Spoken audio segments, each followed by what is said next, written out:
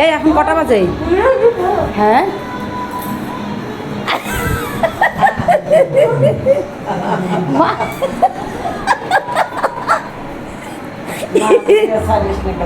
ভোর 3টের সময় ঘুমটা ভেঙে গেছে, উঠেই ব্রাশ ফ্রাশ করে নিয়ে তারপরে সবাই রেডি হয়ে বেরিয়েছি হাজরা নাচার জন্য। তো আমাদের এখানে ভোরবেলাতে চড়ক পুজোর দিন খুব ভালো অনুষ্ঠান হয়, যেটাকে বলে হাজরা নাচ। তো আমরা প্রত্যেকবার সবাই মিলে হাজরা নাচ করতে যাই। হাজরা নাচ করার পরে তারপরে সবাই মিলে বসে হাজরা নাচ দেখি। যাই হোক, আগে বসার জায়গাটা ধরে রেখে এসেছি, এই যে দেখুন। তারপরে সব বান্ধবীরা মিলে রেডি হয়ে বেরিয়ে গেছি। যেহেতু সেইভাবে নাচতে পারি না, তো সেই কারণে লজ্জায় একটু মুখটা ঢেকেই আমরা সবাই মিলে নাচতে বেরিয়েছি। বলুন তো এর মধ্যে কোনটা আমি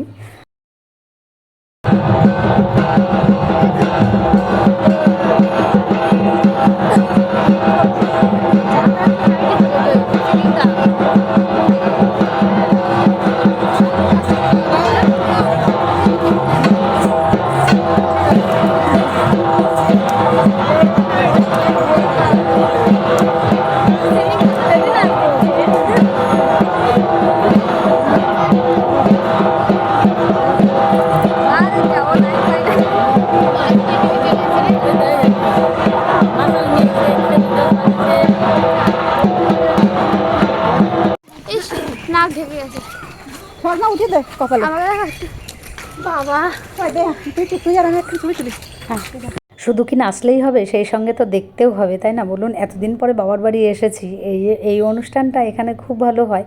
তো প্রত্যেক বছর চেষ্টা করি আসার জন্য। আর দেখুন চারিদিকে লোক কত, কানায় কানায় ভর্তি হয়ে গেছে লোকে।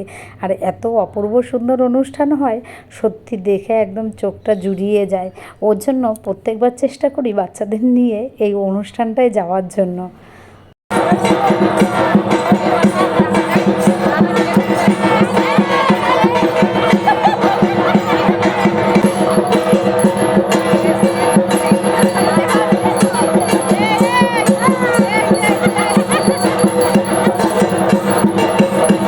এই 2-3টে দিন আমাদের ভীষণ আনন্দ করে কাটে, কেননা এই টাইমটাতেই সবাই বাড়িতে আসে আর সবার সঙ্গে দেখা হয়। তো সেজন্য মানে অনুষ্ঠানটা আরও যেন আনন্দে ভরে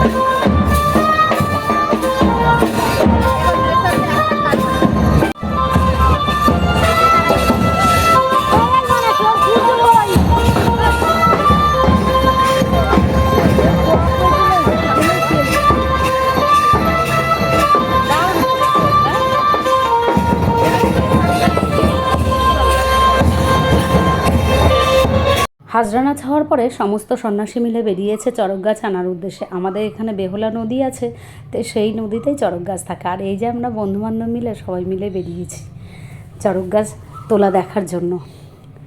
তো অনেক দিন পরে সবার সঙ্গে দেখা হয়েছে, ভীষণ আনন্দ তো লাগছেই। তারপরে এত সুন্দর অনুষ্ঠান, সত্যি এটা যেন বছরে একবার না দেখলে মানে অনেকটা মিস করি।